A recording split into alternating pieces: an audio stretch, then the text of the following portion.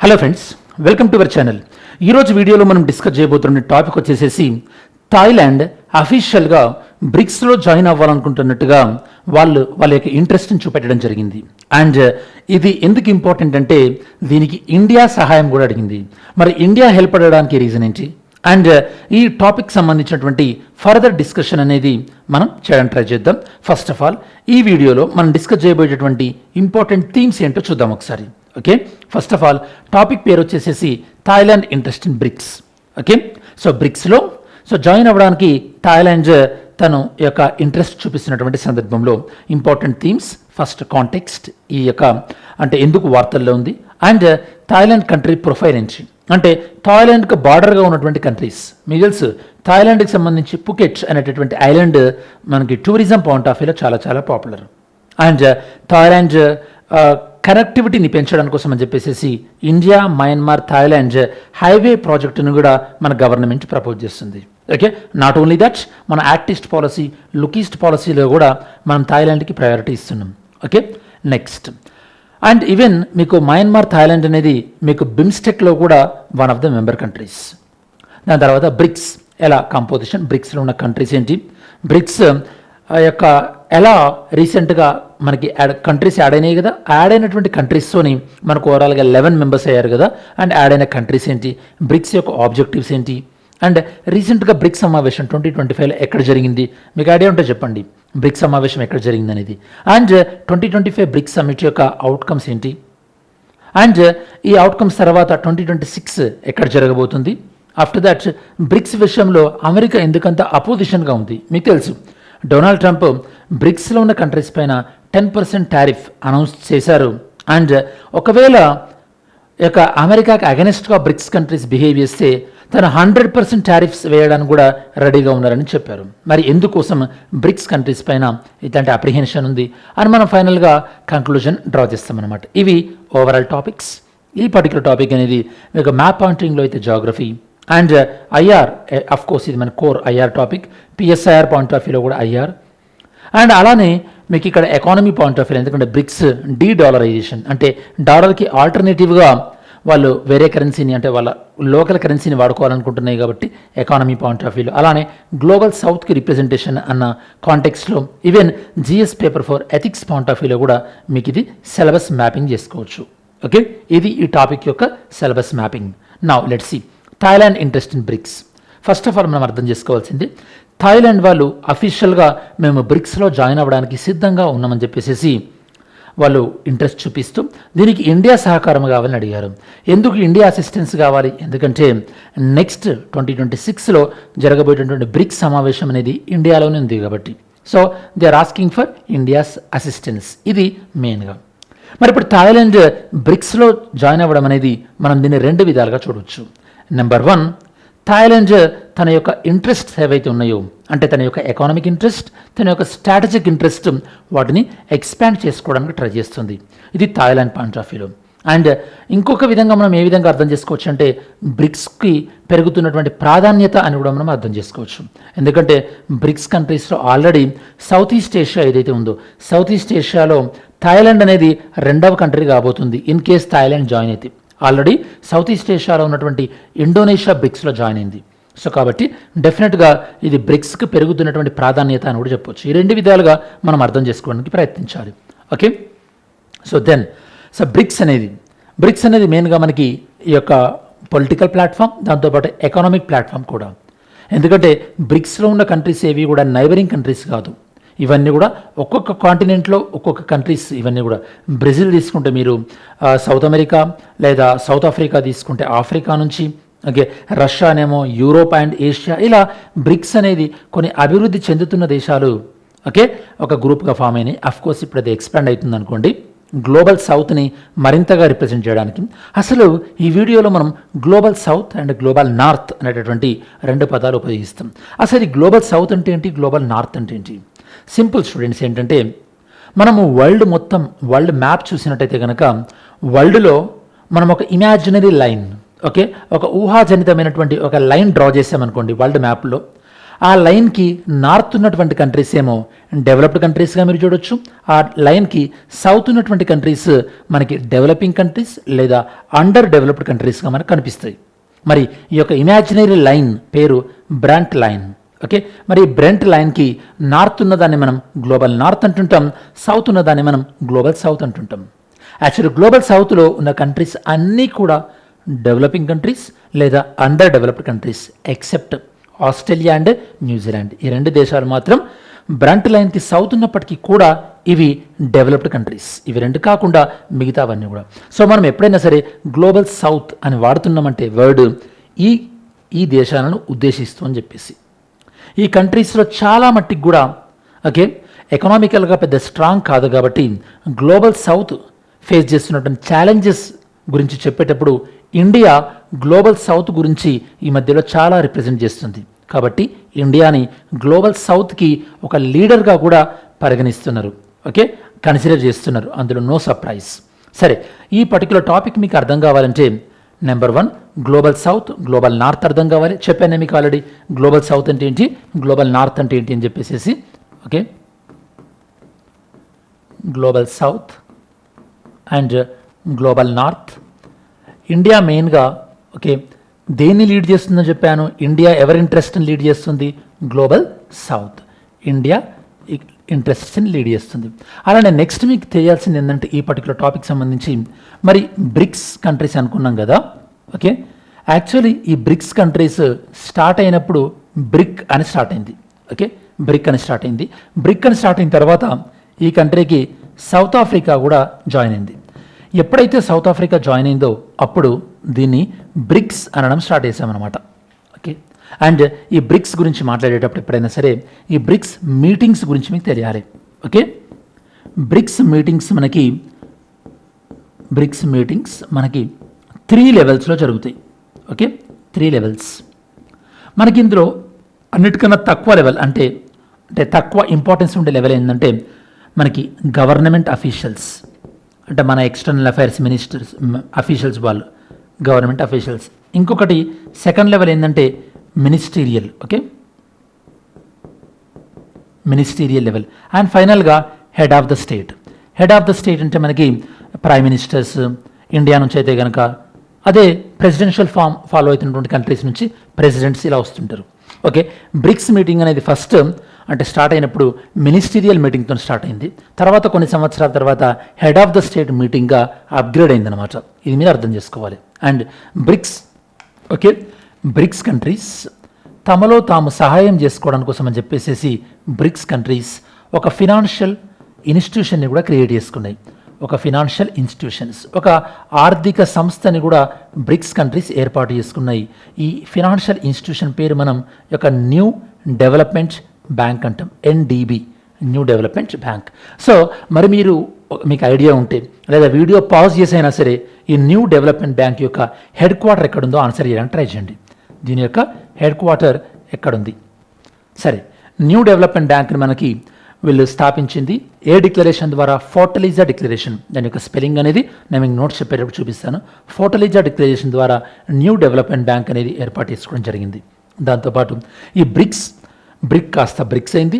బ్రిక్స్లో తర్వాత రోజులలో కొత్త కంట్రీస్ జాయిన్ అయిన అన్నాం కదా. ఇవి మీరు చూసినట్టయితే కనుక ఆఫ్రికా నుంచి చూస్తే కనుక మీకు ఇథియోపియా, ఓకే ఇథియోపియా, దాంతోపాటు ఈజిప్ట్, ఓకే ఈజిప్ట్, ఈ 2 కంట్రీస్. మన రీసెంట్గా మన ప్రైమ్ మినిస్టర్ ఇథియోపియా కూడా వెళ్ళారు మీకు గుర్తుంటే కనుక. ఓకే, అలానే మనకి మిడిల్ ఈస్ట్ని చూసినట్టయితే కనుక ఇరాన్, ఓకే UAE, అలానే Saudi Arabia, okay Saudi Arabia 5 కదా. అండ్ ఫైనల్గా సౌత్ ఈస్ట్లో ఇండోనేషియా కూడా జాయిన్ అయింది. అంటే ఇప్పుడు ఒకవేళ థాయిలాండ్ జాయిన్ అయితే ఇండోనేషియా తర్వాత జాయిన్ అయినటువంటి 2వ కంట్రీ అని చెప్పొచ్చు సౌత్ ఈస్ట్ నుంచి. ఓకే, అంటే ఆగ్నేయ ఆసియా అంటాం తెలుగులో, ఆ ప్రాంతం జాయిన్ అవ్వబోతున్నటువంటి 2వ కంట్రీ. సో ఇది మనకి మెంబర్షిప్ గురించి, మెంబర్షిప్ ఎలా ఎక్స్పాండ్ అయింది, వీళ్ళు ఎకనామికల్గా హెల్ప్ చేసుకోవడానికి, అలానే మీటింగ్స్ ఏ లెవెల్లో ఉంటాయి, దాని తర్వాత గ్లోబల్ సౌత్. ఇవి వీటితో పాటు బ్రిక్స్కి సంబంధించినటువంటి రీసెంట్ అప్డేట్ ఏంటంటే ఓకే బ్రిక్స్ కంట్రీస్ ఇప్పుడు బ్రిక్స్ +6 అయింది కదా. సో కాబట్టి బ్రిక్స్ కాస్త ఈ 6 కంట్రీ జాయిన్ అయిన తర్వాత బ్రిక్స్ ప్లస్ అయింది. ఈ బ్రిక్స్ ప్లస్ ఏం చేస్తున్నాయంటే లోకల్ కరెన్సీని ఎంకరేజ్ చేస్తున్నాయి. ఓకే, లోకల్ కరెన్సీని వీళ్ళు ఎంకరేజ్ చేస్తున్నారు. లోకల్ కరెన్సీ అంటే ఫర్ ఎగ్జాంపుల్ ఇండియా ఏదైనా ఒక వస్తువుల్ని సౌత్ ఆఫ్రికా నుంచి కొనింది అనుకోండి, అప్పుడు మనం సౌత్ ఆఫ్రికా వాళ్ళకి మన ఇండియన్ రూపీస్లో పే చేస్తాం. మళ్ళీ ఆ రూపీస్ని సౌత్ ఆఫ్రికా వాళ్ళు ఇండియా నుంచి ఏదైనా కొన్నప్పుడు వాళ్ళు మళ్ళీ మనకు పే చేయాలి కదా, అప్పుడు మన రూపీస్ని పే చేస్తారు. అంటే దీని ద్వారా లోకల్ కరెన్సీ ద్వారా మనకు ఫర్ ఎగ్జాంపుల్ నేను మీకు ఇండియాలో చెప్పినట్టు ఇండియా దాంతోపాటు south Africa, India south Africa మధ్యలో మనకి మనం వాళ్ళ దగ్గర నుంచి కొన్నప్పుడు మనం రూపీలో పే చేస్తాం, అదే రూపీస్ని మళ్ళీ వాళ్ళు మన దగ్గర నుంచి ఏదైనా కొన్నప్పుడు యూజ్ చేస్తారు. అంటే దీని ద్వారా మనకి ఏం జరుగుతుంది, మనకి ఫ్లెక్సిబుల్ పేమెంట్ అనేది జరుగుతుంది. ఫ్లెక్సిబుల్ పేమెంట్ అంటే మన కరెన్సీల ద్వారానే. అలానే మనకి dependence on dollar. Okay, dollar పైన మన డిపెండెన్స్ అనేది తగ్గుతున్నట్టే కదా, డిపెండెన్స్ ఇన్ డాలర్ తగ్గుతుంది కదా. దీనివల్లనే అమెరికాకి ఒక అప్రిహెన్షన్, ఒక భయం పట్టుకుందనమాట. ఏమని, మా డాలర్కి ప్రత్యామ్నాయంగా కంట్రీస్ వెతుక్కుంటున్నాయని. కాకపోతే ఇండియా ఏం చెప్పిందంటే అమెరికాకు ఒక అష్యూరెన్స్ ఇచ్చింది, మేమేం కంప్లీట్గా డాలర్ని మనం రీప్లేస్ చేయాలనుకోవట్లేదు, ఓన్లీ డాలర్ పైన ఆధారపడడాన్ని, డిపెండెన్సీని తగ్గించుకొని మేము మా పేమెంట్స్ అనేవి ఫ్లెక్సిబుల్గా చేసుకోవడానికి అని చెప్పేసి మాత్రమే మేము దీన్ని ఫాలో అవుతున్నామని చెప్పేసి మన ఎక్స్టర్నల్ అఫైర్స్ మినిస్టర్ జయశంకర్ గారు ఒక అష్యూరెన్స్ ఇవ్వడం జరిగింది అమెరికాకి. ఓకే, ఇది మీరు గుర్తుపెట్టుకోవాలి. సో ఇది ఫినాన్షియల్ పాయింట్ ఆఫ్ వ్యూలో. అలానే బ్రిక్స్ కంట్రీస్ వీళ్ళు ఏర్పాటు చేసుకున్నటువంటి ఈ న్యూ డెవలప్మెంట్ బ్యాంక్ ఉంది కదా, ఈ న్యూ డెవలప్మెంట్ బ్యాంక్ అనేది మనకి బ్రిక్స్ కంట్రీస్లో జరుగుతున్నటువంటి ఇన్ఫ్రాస్ట్రక్చర్ ప్రాజెక్ట్స్ ఏవైతే ఉన్నాయో ఇన్ఫ్రాస్ట్రక్చర్ ప్రాజెక్ట్స్కి, ఓకే, దాంతోపాటు మనకి క్లైమేట్ చేంజ్కి అగెనిస్ట్గా, ఓకే, క్లైమేట్ చేంజ్కి అగెనిస్ట్గా మనం చేస్తున్నటువంటి ప్రాజెక్ట్స్కి, అంటే ఈ బ్రిక్స్ ప్లస్లో ఉన్నటువంటి ప్రాజెక్ట్స్ ఏవైతే ఉన్నాయో వాటికి ఫినాన్స్ అనేది ఇస్తుంది అనమాట. వీటికి సంబంధించి రీసెంట్గా 2025 బ్రిక్స్ సమావేశాలలో కొన్ని నిర్ణయాలు కూడా తీసుకున్నారు. ఇవి మీకు ఈ పర్టికులర్ వీడియోకి సంబంధించినటువంటి concepts. Okay, let me explain the rest of the things. Global north, global south అయిపోయింది కదా. నెక్స్ట్ ఇప్పుడు థాయిలాండ్ ఇంట్రెస్ట్ చూపించింది కాబట్టి మనం ఒకసారి థాయిలాండ్ మ్యాప్ పాయింటింగ్ చూద్దాం. ఓకే, సో థాయిలాండ్కి మనకి వెస్ట్ సైడ్స్. ఓకే, సో థాయిలాండ్కి వెస్టర్న్ సైడ్ మీకు మయన్మార్ ఉంటుంది, ఇక్కడ మీరు చూడొచ్చు మయన్మార్. అండ్ థాయిలాండ్కి నార్త్ ఈస్ట్లో లావోస్. ఓకే, అండ్ థాయిలాండ్కి సౌత్ ఈస్ట్లో ఇక్కడ చూడొచ్చు మీరు కాంబోడియా. అండ్ థాయిలాండ్కి సౌత్లో మలేషియా. ఇవి బార్డర్స్. అండ్ థాయిలాండ్కి వాటర్ బాడీ, అంటే థాయిలాండ్కి బార్డర్గా ఉన్నటువంటి వాటర్ బాడీ ఏంటంటే గల్ఫ్ ఆఫ్ సియామ్. గల్ఫ్ అంటే ఏదైనా ఒక సముద్రం అనేది ఒక ల్యాండ్ వైపు వెళ్ళి 3 డైరెక్షన్లో కూడా ల్యాండ్ ఉందనుకోండి, ఆ సముద్రం వాటర్కి దాన్ని మనం గల్ఫ్ అంటాం. Gulf of SIAM. ఈ గల్ఫ్ దేనికి సంబంధించినటువంటి సౌత్ చైనా సీకి సంబంధించినటువంటి వాటర్ బాడీ, ఇది గల్ఫ్ ఆఫ్ సియామ్. ఇది థాయిలాండ్ పాయింట్ ఆఫ్ వ్యూలో. అండ్ థాయిలాండ్ మనకి ఇండియాకి సౌత్ ఈస్ట్ డైరెక్షన్లో ఉంటుంది. ఓకే, ఇండియా యొక్క ఈస్ట్ ఆర్ సౌత్ ఈస్ట్ డైరెక్షన్లో ఉంటుంది. మన ఈస్ట్ కంట్రీస్ అంటే మన ఈస్టర్న్ కంట్రీస్తోని బాగుండాలని చెప్పేసి పివి నరసింహారావు గారి టైంలో లుక్ ఈస్ట్ పాలసీ తీసుకొచ్చారు. దాన్ని ప్రైమ్ మినిస్టర్ నరేంద్ర మోడీ గారు వచ్చిన తర్వాత యాక్ట్ ఈస్ట్ పాలసీగా అప్గ్రేడ్ చేసుకున్నాం. ఈ లుక్ ఈస్ట్ అయినా సరే, యాక్ట్ ఈస్ట్ అయినా సరే మనకి నైబర్హుడ్ పాలసీ. ఓకే, దీన్ని మనం గుజరాల్ డాక్ట్రైన్ ఫాలో అవుతుంటాం. అంటే మన ఇరుగు పొరుగు ఉన్నటువంటి దేశాలతోని మనం బాగుండాలనుకుంటాం అనమాట, మన నైబరింగ్ కంట్రీస్తో బాగుండాలని చెప్పేసి. ఎందుకంటే మీకు ఇక్కడ థాయిలాండ్ అనేది మనకి మీరు చూస్తే పుకెట్ ఐలాండ్ టూరిస్ట్, మన ఇండియన్ టూరిజంకి పాపులర్. దాంతోపాటు మనం వాటర్ బాడీస్ అంటే అండమాన్ సీని మనం షేర్ చేసుకుంటున్నాం. కాబట్టి బిమ్స్టెక్లో కూడా థాయిలాండ్ మెంబర్షిప్. బిమ్స్టెక్ అంటే bay of Bengal initiative for multi sectoral and technical economic cooperation, అందులో కూడా Thailand member. So BRICS composition present members 11 అని చెప్పినాను మీకు. బ్రిక్స్ అనేటువంటి వర్డ్ యూజ్ చేసింది 2001. ఇనీషియల్గా బ్రిక్స్ సమావేశాలు మినిస్టర్స్ లెవెల్లో స్టార్ట్ అయినాయి, తర్వాత మనకి హెడ్ ఆఫ్ ద స్టేట్ లెవెల్లో అప్గ్రేడ్ అయినాయి. అలా ఫస్ట్ బ్రిక్స్ సమిట్ అనేది మనకి 2009లో జరిగిందని చెప్పొచ్చు. సౌత్ ఆఫ్రికా జాయిన్ అయిన తర్వాత ఇది కాస్త బ్రిక్స్గా అయింది. బ్రిక్స్ వీళ్ళు ఏర్పాటు చేసుకున్న బ్యాంక్ పేరు న్యూ డెవలప్మెంట్ బ్యాంక్. బ్రిక్స్ యొక్క ఆబ్జెక్టివ్స్, బ్రిక్స్ కంట్రీస్ యొక్క మెయిన్ ఆబ్జెక్టివ్స్ ఏంది? మెయిన్ ఆబ్జెక్టివ్స్ వాళ్ళకి హెల్ప్ చేసుకోవడమే కాకుండా వాళ్ళు క్లైమేట్ చేంజ్కి వ్యతిరేకంగా ఫైట్ చేయడం, అంటే క్లైమేట్ చేంజ్ అవ్వకుండా, అలానే టెర్రరిజంని ఆపడానికి కానీ, దాంతోపాటు యుఎన్ఓలో కానీ, యుఎన్ సెక్యూరిటీ కౌన్సిల్లో కానీ, వరల్డ్ బ్యాంక్లో కానీ, ఐఎంఎఫ్లో కానీ వీటిల్లో రిఫార్మ్స్ అవసరం ఉన్నాయి. ఎందుకంటే ఇప్పుడు నేను చెప్పినటువంటి ఆర్గనైజేషన్స్ అన్నీ కూడా డెవలప్డ్ కంట్రీస్కి బాగా ఫేవరబుల్గా ఉన్నాయి. కాబట్టి అందులో రిఫార్మ్స్ తీసుకురావాలంటే మనం ఒక ఐక్యంగా యూనిటీగా డిమాండ్ చేస్తేనే రిఫార్మ్స్ వస్తాయి కదా. కాబట్టి వాటిలో రిఫార్మ్స్ తీసుకురావడం విషయంలో కానీ, సో ఇవన్నీ కూడా బ్రిక్స్ యొక్క ఆబ్జెక్టివ్స్ అన్నమాట. ఓకే, బ్రిక్స్ వీళ్ళు మీటింగ్స్ పెట్టుకున్నప్పుడు కొన్ని పార్ట్నర్షిప్ కంట్రీస్ అని ఉంటాయి. అంటే బ్రిక్స్లో మెంబర్షిప్ తీసుకోకపోయినా కూడా అవి పార్ట్నర్షిప్ కంట్రీస్గా కూడా అంటే బ్రిక్స్ సమావేశాలు పాల్గొనవచ్చు. అట్లాంటి ప్రోగ్రామ్స్ని జనరల్గా బ్రిక్స్ ప్లస్ అని, బ్రిక్స్ అవుట్ రీచ్ అని ఇట్లాంటి ప్రోగ్రామ్స్ బ్రిక్స్ ఆర్గనైజ్ చేస్తుంటుంది. ఇక్కడ మీరు బ్రిక్స్ సమ్మిట్స్ యొక్క టైం లైన్ చూడొచ్చు. 2006లో మినిస్టర్ లెవెల్లో, దాని తర్వాత సమ్మిట్ లెవెల్ 2009, ఫస్ట్ బ్రిక్స్ సమావేశం రష్యా యాక్టిన్బర్గ్లో జరిగింది. మన 2015 అనేది సౌత్ ఆఫ్రికాలో జరిగింది. రీసెంట్గా బ్రిక్స్ 2025 బ్రెజిల్లో జరిగింది. రీసెంట్ బ్రిక్స్ 2025 సమావేశంలో మెయిన్గా వీళ్ళు మాట్లాడుకుంది BRICS pay and local currency settlement. అంటే లోకల్ కరెన్సీలో పే చేసుకుందామని మీకు ఇందాక చెప్పాను కదా, డాలర్ పైన డిపెండెన్సీ తగ్గించుకోవడం, దాంతోపాటు మల్టీలేటరల్ గ్యారంటీ మెకానిజం అనే దాన్ని క్రియేట్ చేసుకున్నారు. ఈ మల్టీలేటరల్ గ్యారంటీ మెకానిజం అనేది ఎవరు ఆపరేట్ చేస్తారు? న్యూ డెవలప్మెంట్ బ్యాంక్ ఆపరేట్ చేస్తుంది. దేనికోసం? ఇన్ఫ్రాస్ట్రక్చర్ ప్రాజెక్టులు సహాయం చేయడానికి, దాంతోపాటు క్లైమేట్ రెసిలియన్ ప్రాజెక్ట్స్ అంటే వాతావరణ మార్పుని యొక్క కౌంటర్ చేసేటటువంటి ప్రాజెక్ట్స్ కోసం. అండ్ అమెరికా ఎందుకు బ్రిక్స్ విషయంలో కొద్దిగా ఆందోళనగా ఉంది? ఎందుకంటే బ్రిక్స్లో ఉన్న దేశాలు ఎక్కువగా పాపులేషన్ రిప్రజెంట్ చేస్తుంది అండ్ బ్రిక్స్లో ఉన్న కంట్రీస్ యొక్క జీడిపి కూడా ర్యాపిడ్గా డెవలప్ అవుతుంది. సో వీటిని దృష్టిలో పెట్టుకొని ఎప్పుడైతే కనుక ఇవి డాలర్ను తగ్గించుకుంటే డిపెండెన్స్ ఇవ్వడం, అప్పుడు డాలర్ వాల్యూ డిమాండ్ తగ్గుద్ది. ఎప్పుడైతే డాలర్ డిమాండ్ తగ్గుద్దో అప్పుడు డాలర్ అనేది డిప్రిషియేషన్ అవుతుందని చెప్పేసి రీసెంట్గా డొనాల్డ్ ట్రంప్ 10% టారిఫ్స్ ప్రపోజ్ చేయడం జరిగింది. ఇవి యాంటీ అమెరికా విధానాన్ని అనుసరిస్తున్నారని చెప్పేసి. ఇంకా వీళ్ళు ఏమైనా కరెక్షన్ చేసుకోక అలానే కంటిన్యూ చేస్తే మేము 100% టారిఫ్స్ కూడా విధిస్తామని చెప్పారు. దీనికి ఇండియా రెస్పాండ్ అయ్యి మేము ఓన్లీ ఫ్లెక్సిబుల్ పేమెంట్ విషయంలోనే ఆలోచిస్తున్నాం, అంతే తప్పించి డాలర్ని రీప్లేస్ చేయాలని కాదు అని చెప్పేసి. అలానే మనం రష్యా నుంచి ఆయిల్ కొంటున్నప్పుడు రష్యా వాళ్ళు ఏం చేశారంటే మేము మీకు చైనా కరెన్సీలో పే చేస్తామన్నారు. ఎందుకంటే మన ఇండియా దగ్గర కూడా చైనా కరెన్సీ ఉంటుంది కదా, మనం ఎక్స్పోర్ట్ చేస్తుంటాం కదా చైనాకి. అప్పుడు ఇండియా ఏమన్నదంటే లేదు, మేము మీ దగ్గర నుంచి ఆయిల్ కొనేటప్పుడు ఓకే మేము మీకు లేదా మీరు మా దగ్గర నుంచి ఏదైనా కొనేటప్పుడు మనం లోకల్ కరెన్సీ అంటే రష్యన్ కరెన్సీ లేదా ఇండియన్ కరెన్సీ చూసుకుందాం, లేకపోతే కనుక డాలర్, అంతే తప్పించి డాలర్ వద్దనుకొని మళ్ళీ చైనా కరెన్సీ పెంచడం అనేది ఇండియాకి ఇంట్రెస్ట్ లేదని చెప్పేసి ఇండియా చాలా క్లియర్గా చెప్పిందనమాట.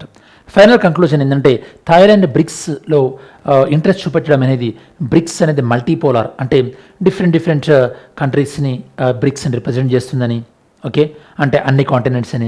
దాంతోపాటు బ్రిక్స్ ప్రాధాన్యత పెరుగుతుంది అనడానికి మనకి ఇండికేషన్ అని చెప్పొచ్చు. అండ్ ఎనీహౌ నెక్స్ట్ ఇయర్ ఈ యొక్క బ్రిక్స్ సమావేశం ఏదైతే జరగబోతుందో అది చాలా ఎగ్జైటింగ్గా ఉండబోతుంది అండ్ అది పెరుగుతున్నటువంటి బ్రిక్స్ ప్రాధాన్యతను సూచిస్తుంది అనడంలో ఎలాంటి సందేహం కూడా లేదు. ఓకే సరే, ఇప్పటి వరకు మనం డిస్కస్ చేసినటువంటి కంటెంట్ పైన ఒకసారి మనం ఎంసీక్యూ సాల్వ్ చేయడానికి ట్రై చేద్దాం. జాగ్రత్తగా మనం అబ్జర్వ్ చేసి ఆన్సర్ చేయడానికి ట్రై చేయండి, తొందర ఏం లేదు. పాజ్ చేసి ఆన్సర్ చేయండి. Consider the following countries. ఇక్కడ కొన్ని కంట్రీస్ ఉన్నాయి. ఇందులో బ్రిక్స్లో కరెంట్గా మెంబర్షిప్ ఉన్నటువంటి కంట్రీస్ ఏంటంటే వేటికి బ్రిక్స్లో మెంబర్షిప్ ఉంది? Thailand, Ethiopia, UAE, Indonesia. Only 1 2 3 కంట్రీస్కి ఉందా? ఆల్ 4 అన్ని కంట్రీస్కి మెంబర్షిప్ ఉందా? ఆన్సర్ చేయండి. Mains question, the expansion of BRICS marks shift towards more multipolar and equitable world order. So BRICS పెరగడం అనేది యొక్క మల్టీపోలారిటీ అంటే యొక్క భిన్న ధృవాలను సూచిస్తుంది అండ్ అన్ని కంట్రీస్కి రిప్రజెంటేషన్ దక్కడాన్ని కూడా సూచిస్తుంది అంటున్నారు. దీనిపైన మీ కామెంట్ ఏంటో చెప్పండి. సరే, మనం వీడియో చివరిలోకి వచ్చేసాము కాబట్టి ఈ వీడియోలో మెయిన్గా మనం డిస్కస్ చేసినటువంటి విషయం ఏంటి? థాయిలాండ్ ఫార్మల్గా బ్రిక్స్లో జాయిన్ అవ్వడానికి ఇంట్రెస్ట్ చూపించింది. ఆ సందర్భంలో అసలు బ్రిక్స్ ఎలా ఎవాల్వ్ అయింది, బ్రిక్ నుంచి బ్రిక్స్, దాంతోపాటు బ్రిక్స్ సమావేశాలు 3 లెవెల్స్లో ఉంటాయని చెప్పాను. అండ్ బ్రిక్స్ కంట్రీస్ తమలో తాము హెల్ప్ చేసుకోవడానికి అని చెప్పేసి న్యూ డెవలప్మెంట్ బ్యాంక్ క్రియేట్ చేసుకుని అండ్ గ్లోబల్ సౌత్ అంటే ఏంటి, గ్లోబల్ నార్త్ అంటే ఏంటి, ఎందుకు అమెరికా బ్రిక్స్ ఎక్స్పాన్షన్ విషయంలో కొద్దిగా ఇబ్బంది పడుతుంది ఈ విషయంలో, దాంతోపాటు మనకి లోకల్ కరెన్సీని బ్రిక్స్ ఎంకరేజ్ చేద్దాం అనుకుంటుంది. మరి ఆ విషయం ఏంటి అండ్ అది ఏ విధంగా హెల్ప్ కాబోతుంది అండ్ అమెరికా ఎక్స్ప్రెస్ చేసినటువంటి కన్సర్న్స్ని ఇండియా ఎలా అడ్రస్ చేసింది, ఈ డీటెయిల్స్ అన్ని డిస్కస్ చేసిన తర్వాత నెక్స్ట్ ఈ యొక్క 2026 సమావేశం ఇండియాలో జరగబోతుంది. ఖచ్చితంగా అది బ్రిక్స్కి ఒక ఇంపార్టెంట్ సమావేశం కాబోతుంది అనేది కూడా మనం డిస్కస్ చేస్తాం. ఐ హోప్ ఈ వీడియో మీ ప్రిపరేషన్కి వాల్యూ అడిషన్గా ఉందనుకుంటున్నాను. ఒకవేళ నిజంగానే మీ ప్రిపరేషన్కి ఉపయోగపడ్డది అనుకుంటే కనుక లైక్ చేయడానికి ట్రై చేయండి వీడియోని. మీరు లైక్ చేస్తే కోర్స్ మన ఛానల్కి కానీ మన వీడియోకి కానీ రీచ్ అనేది ఇంప్రూవ్ అవుతుంది. ఓకే, అండ్ ఇంకా ఫర్దర్గా మీరు ఏమైనా వీడియో టాపిక్ సజెస్ట్ చేయాలనుకుంటే కమెంట్ సెక్షన్లో ఇంక్లూడ్ చేయండి.